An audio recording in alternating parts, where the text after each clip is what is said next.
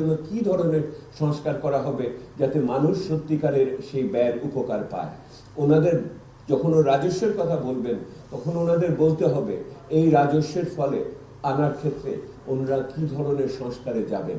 ওই সংস্কার কি জাতীয় রাজস্ব বোর্ডের যে দুই খণ্ড করার জন্য যে প্রচেষ্টা ছিল সেটাকে ওনারা সম্পূর্ণ করবেন কিনা, কারণ যে অর্ডিন্যান্সটা ছিল সেটা তো বাতিল হয়ে গেছে সংসদের শেষ অধিবেশনে।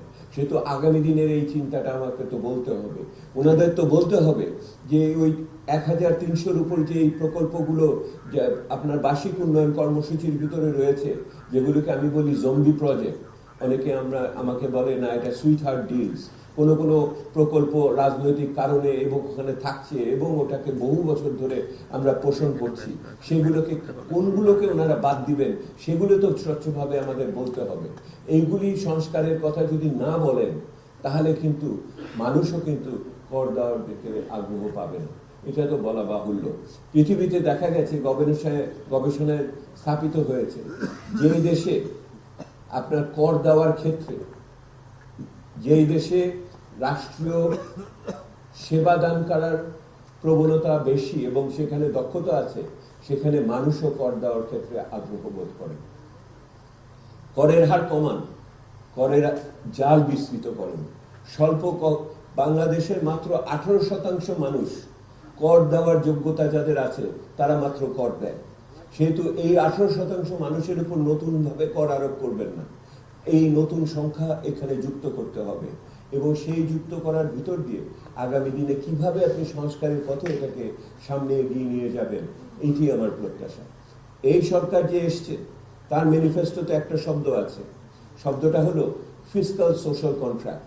ফিসক্যাল সোশ্যাল কন্ট্রাক্ট মানে হলো আর্থিক সামাজিক চুক্তি। আর্থিক সামাজিক চুক্তি কি জিনিস? আমি কর দেব, আপনি আমাকে সেবা দেবেন, ওই সেবার ভিতরে দুর্নীতি থাকতে পারবে না, অদক্ষতা থাকতে পারবে না, এবং আমি যে কর দিব সেটার ভিতরে কোনো ঘাটতি থাকবে না। ওই আমি এখন আহ্বান জানাই এই সরকারের তার নির্বাচনী প্রতিশ্রুতি ফিসক্যাল সোশ্যাল কন্ট্রাক্ট, আর্থিক সামাজিক চুক্তি বাস্তবায়ন করার ক্ষেত্রে যে উদ্যোগ ওনারা নিচ্ছেন তাকে দৃশ্যমান করতে হবে। সেই দৃশ্যমান করার ক্ষেত্রে এই দুই পদ আজকে যে আলোচনা হলো, শেষ বক্তব্য দিয়ে আমি শেষ করছি। সরকার সঠিকভাবে এই বর্তমান জ্বালানি সংকট বৈশ্বিক পরিস্থিতির কারণে একটি ক্যাবিনেট সাব কমিটি করেছে। এই যে সংকট মোকাবেলা করার জন্য একটি ক্যাবিনেট সাব কমিটি করেছে। আপনারা কজন জানেন যে এই ক্যাবিনেট সাব কমিটি কয়বার মিলিত হয়েছে? আপনারা কতজন জানেন যে এই ক্যাবিনেট সাব কমিটি কি সিদ্ধান্ত নিয়েছে? একটা গণতান্ত্রিক দেশে নির্বাচিত সরকার একটা ক্যাবিনেট সাব কমিটি করবে এবং এই সংকটকে মোকাবেলা করার জন্য তারা যে পদক্ষেপগুলো নিচ্ছে সেগুলো জনমানুষকে জানিয়ে ওই লাইন ছোট করবে না পেট্রোল পাম্পের সামনে, তাহলে ওই ক্যাবিনেট সাব কমিটি আমার কি উপকারে আসছে। এবং ওনারা যে পদক্ষেপগুলো নিচ্ছেন সেগুলো স্বচ্ছতার মাধ্যমে যদি মানুষের কাছে না আনেন এবং সংসদে যদি ওটা বিতর্কের অংশ না হন, তাহলে আমরা কি পরিবর্তন গণতান্ত্রিক করতে চাইলাম? সেহেতু আমি সরকার নিশ্চয়ই আরো অনেক প্রশ্ন আছে, আরো অনেক প্রশ্ন না দিলে আবার জোর করে বিএনপি সরকার যে ক্ষমতা নিয়েছে, রাষ্ট্রের দায়িত্ব নিয়েছে, তাদেরকে যে জনপ্রিয়তা হ্রাস পেতে পারে। আমরা একটা ভঙ্গুর অর্থনীতির মধ্যে এখন যেভাবে চলছি তাতে আমাদেরকে এই ক্রান্তিকালে একটা সংযমী বাজেট, একটি পরিকল্পিত বাজেট, একটি নিম্ন মধ্যবিত্ত আয়ের সুরক্ষার বাজেট, দ্রব্যমূল্য যাতে না বাড়ে, মূল্যস্ফীতি মুদ্রাস্ফীতি যাতে না বাড়ে সেই বাজেট আমাদেরকে করতে হবে।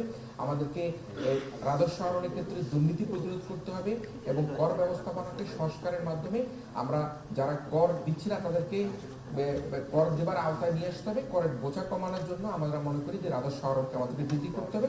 তাই আমরা সবশেষে বলতে চাই যে আসন্ন বাজারে জ্বালানি নিরাপত্তাকে নিশ্চিত করা সরকারের জন্য বড় একটা চ্যালেঞ্জ হবে বলে মনে করা হচ্ছে। আমি স্যারের কাছে চলে যাচ্ছি, যে চারটি প্রশ্ন আসছে, অনেকগুলি দিই নাই, 3-4টি দিয়েছি। আপনারা বলেছেন আর্থিক খাতে সংস্কার ইস্যুতে IMF থেকে 1.3, সেটা আপনার বুঝার ব্যাপার।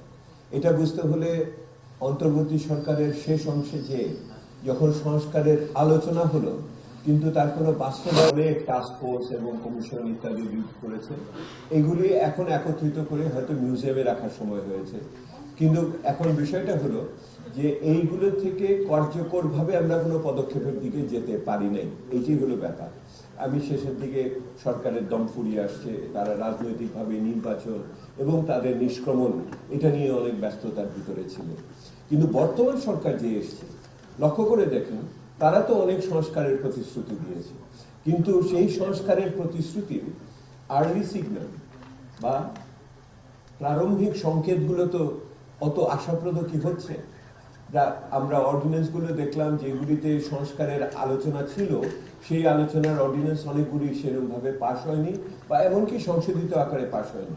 আমার সবচেয়ে বড় অনুযোগের জায়গা হলো এই সরকার তার নির্বাচনী প্রতিশ্রুতিতে অন্যতম একটি প্রতিশ্রুতি তাদের হলো একটি রিফর্ম কমিশন গঠন করা। 2 মাস হয়ে গেল, কিন্তু এই সরকারের পক্ষ থেকে কোনো রিফর্ম কমিশন গঠন করে সংস্কারের প্রতি তাদের আনুগত্য এবং তাদের দক্ষতা এবং তাদের দূরদর্শিতাকে প্রমাণ করার জন্য এটা কিন্তু এখনো করেননি। এবং অন্যান্য যে সমস্ত সংস্কার প্রক্রিয়া অব্যাহত আছে, সেগুলো আগামী দিনের হতে ভোট দেওয়ার নাগরিকরাও বোধহয় কিছুটা আশ্বস্ত হতো বলে আমি মনে করি। সেহেতু এই প্রেক্ষিতে সরকারের কি করা উচিত, খুব দ্রুততার সাথে তার রিফর্ম কমিশন গঠন করা উচিত এবং কোন কোন ক্ষেত্রে ধারাবাহিকতায় তারা এই সংস্কারগুলো, রাজস্ব ব্যয়, ভর্তুকি, আপনার বিভিন্ন ধরনের সুযোগ সুবিধা যেগুলো প্রণোদনা, এই সমস্ত ক্ষেত্রে কি সংস্কার করবেন সেগুলোকে পরিষ্কার করা উচিত বলে আমি মনে করি। একই রকম ভাবে এর আগে যেটা বলে এসেছি, দুর্যোগ ব্যবস্থাপনা করার জন্য বর্তমানের যে সংকট মোকাবেলা করার জন্য যে কমিটি হয়েছে, তার কার্যক্রমকে আরো স্বচ্ছতার সাথে সক্রিয়ভাবে সমন্বয়ের মাধ্যমে সামনে নিয়ে আসা উচিত। আপনারা বলেছেন নিশ্চিত করছে আসন্ন বাজেটে জ্বালানি সুরক্ষা নিশ্চিত করার চ্যালেঞ্জকে আপনি কিভাবে দেখছেন। আমি বড়ভাবে দেখছি এই চ্যালেঞ্জ মোকাবেলা করার প্রয়োজনীয়তা এটা একটা সাময়িক হলেও এটা একটা বড় বিষয় হিসেবে আমাদের সামনে আসবে। এই চ্যালেঞ্জ মোকাবেলা করার ক্ষেত্রে আমি এটাকে 2 ভাগে ভাগ করে দেখি। একটা ভাগ হলো যেগুলো কাঠামোগত সমস্যা দীর্ঘমেয়াদে আমাদের কাছে এখানে এসেছে। একটা তো আমি বলেছি যে মূল ভূখণ্ডে আমরা সেইভাবে বাপেক্স এমনকি বিদেশি কোম্পানি দিয়ে সেইভাবে এইটাকে আমরা গ্যাস আবিষ্কারের দিকে যাইনি। গ্যাস আবিষ্কারের আরেকটা দিকেও আমরা সেইভাবে সফল হইনি, সেটা হলো সমুদ্রে এবং বিশেষ করে অদূরবর্তী অঞ্চলে এইখানে কিভাবে কূপ খনন করে আমরা এইখানে একদিকে বিদেশি বিনিয়োগ নিয়ে আসা, প্রযুক্তি হস্তান্তর করা এবং অপরদিকে জ্বালানি নিরাপত্তাকে নিশ্চিত করা। 2 বার কিন্তু এখানে আপনার টেন্ডার দেওয়া হয়েছে, আহ্বান করা হয়েছে, কিন্তু কেউ এইভাবে আগ্রহ বোধ করেনি বিদেশি কোম্পানিগুলো আসার। এখানে বিদেশি কোম্পানি লাগবে, আমাদের একই সাথে জয়েন্ট ভেঞ্চার বা যৌথ উদ্যোগও এখানে লাগবে।